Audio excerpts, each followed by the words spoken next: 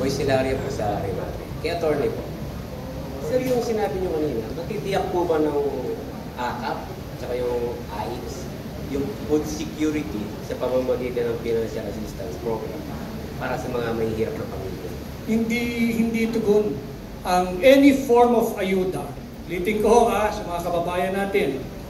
Yung ayuda is not illegal, is not immoral, is not unconstitutional per se. In fact, it is the inherent mandate of any government to provide assistance. But may mga conditionalities yan. Halimbawa, yung ayuda, papasok ka lamang kung may trahedya, kung may disaster, kung may bagyo, may sumabog na bulkan at bumuhos ang lahat. Pero hindi mo pwedeng gawin yan at i-convert and mag-mature into an economic policy because there is no proven societal benefit, yung patuloy at sige-siging ayuda. At yung ayudang yan, dalawa lang ang pinagmumulan yan. From the payment of our taxes and for continuously borrowing, whether domestic or foreign source yung funds. Babayaran mo natin yan.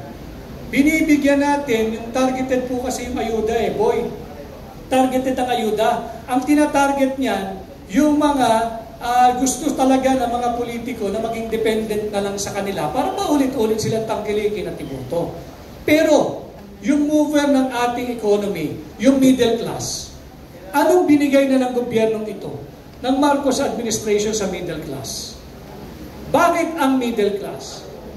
Gigising ng maagang-maaga, pipila sa terminal ng bus, stasyon ng tren, sasakay ng motorcycle riding app, paparayan, para lang hindi ma-late sa trabaho. Uuwi yan ang routine niya. Pipila na naman, makikipagsabayan, bakbakan sa traffic, uuwi, gabing-gabi na, pagod na. Wala nang quality time para naman ma-monitor kung kamusta na yung kanilang anak, yung misis niya, yung mister niya. Sa pagod niyan, matutulog na lang. Day in, day out. Yan ang ginagawa niya. Subalit, bawal silang tumanggap ng ayuda. Bakit? Ang definition ng ayuda, yung walang trabaho. Yung AIX, yung Assistance for Individual in Crisis Situation. Bakit walang premium? Yung araw-araw na nagtatrabaho, na tuwing sahod, automatic kinakaltasan ng withholding tax. Anong binibigay nating protection doon? Yung kanilang contribution sa PhilHealth funds, kinuha pa ng gobyerno. So doon mo makikita yung disparity. Bakit gusto nila yung ayuda? Babalik ako, wala. Ang layunin lang nito ay magpatuloy for their own political aggrandizement, hindi para mapabuti ang buhay ng Pilipino. Hindi natin kayang magbigay ng patuloy na ayuda. Pagtuunan natin ang food security. Kung sana from day one ng kasalukuyang administrasyon, tinanganan na yung problema sa agrikultura. Yung sinasabi ni Senadora Nikki, hindi po silver bullet kasi yung pagsabi mo, priority ko ang agriculture. It takes time, may proseso.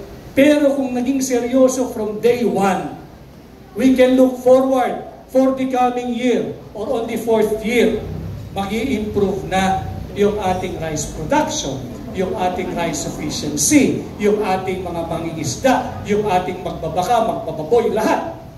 Kaya lang hindi yun ang priority.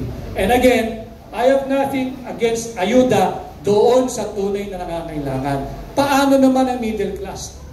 Wala tayong binibigay. Bakit hindi natin bigyan? Ng 1 month or 2 months income tax holiday.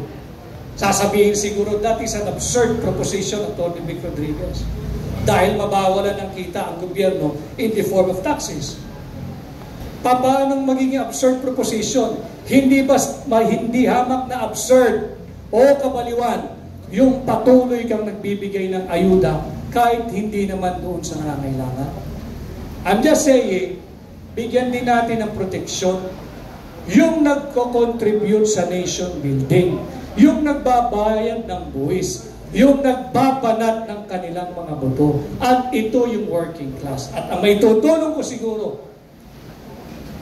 tanggalin na o buwagin na yung provisional wage rate.